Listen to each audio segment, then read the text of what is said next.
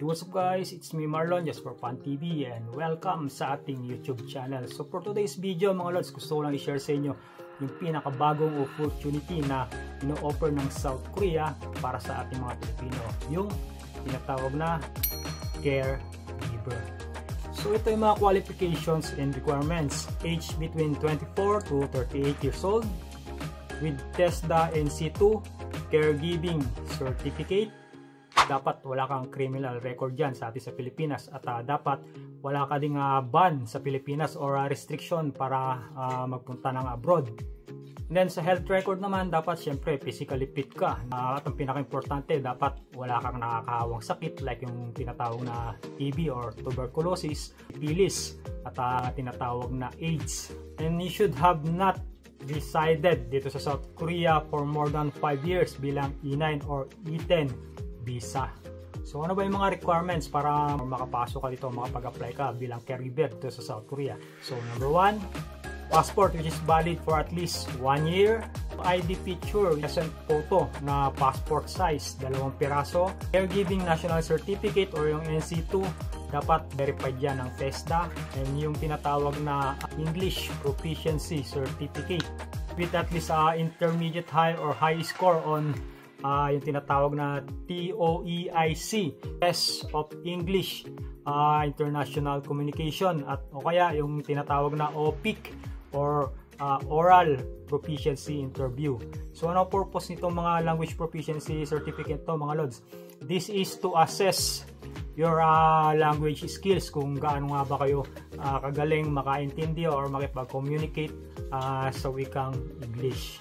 So paano naman mag-apply? So registration period May 9 to 10 from 5 PM hanggang sa mapuno yung 1,500 na slots. Hapon yan mga lods, 5 PM mag-uumpisa. May 9 to 10, 5 PM hanggang sa mapuno lahat ng slots. Dapat makapag-register kayo doon sa link or sa official website na ibibigay ng DMW. Kailangan mo rin i-submit yung passport, 3.5 by 4.5 ID picture, TESDA certificate, ayan, TOEIC speaking or yung OPIC natin sinasabi ko sa kanina, yung mga language proficiency certificate yan mga lods. Kailangan mo magbayad ng $24 or sa pera natin 1,374 pesos sa May 16 from 8 AM to 5 PM. So tentative date of exam, yung i-announce yung exam on May 22. So yan mga lods, yung mga simpleng details kung paano kayo makakapag-apply. So nakakatuwa kasi nga ngayon napakarami ng opportunities para sa ating mga Pinoy dito sa South Korea.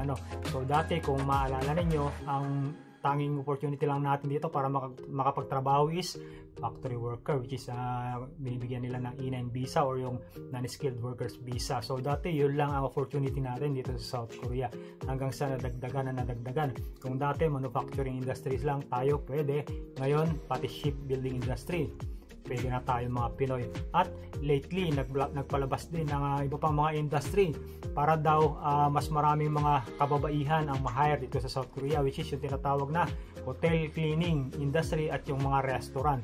So mostly mga lods, mga babae ang hina-hire dyan, kaya yung mga kababayan natin na kababaihan dyan, ayan, malaki na yung chance mga lods makapagtrabaho dito sa South Korea. Dati nung E9 pa lang, ang EPS pa lang ang tinatanggap dito sa South Korea, di ba? Sabi natin na mababa ang chance na matanggap ang mga babae. So sa mga industry na to, like yung hotel cleaning at sa mga restaurant, ayan, puro mga babae na lods sa mga ang kailangan yan. So mostly mga babae, so malaking chance yan para sa mga kababayan natin. At syempre yung tinatawag na yung mga DH, di ba?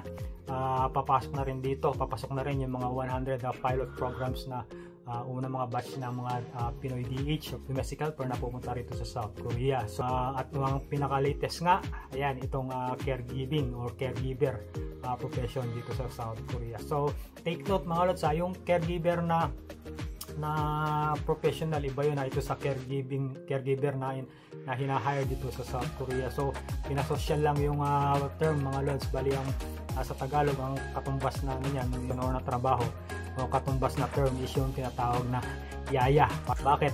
Kasi ang primary job description ng mga caregiver na yan pagdating dito is number 1, nag-aalaga ng bata or yung mga infant. Pangalawa, nag-aalaga ng buntis. Pangatlo, meron yan mga konting household chores, o ibig sabihin may paglilinis, pagluluto at paglalaba, which is kung doon sa mga western countries yung mga caregiver natin dyan talagang mga pag-aalaga lang, di ba, na may sakit na mga matatanda ang trabaho nila. So iba yung dito sa South Korea. So syempre alam naman natin ang Korea, syempre naghahanap yan ng parang gusto nilang gawin iba sa mga DH, tagalinis lang ng bahay, tagalaba, yung mga ganun. So ngayon ang hinanap nila yung parang double purpose.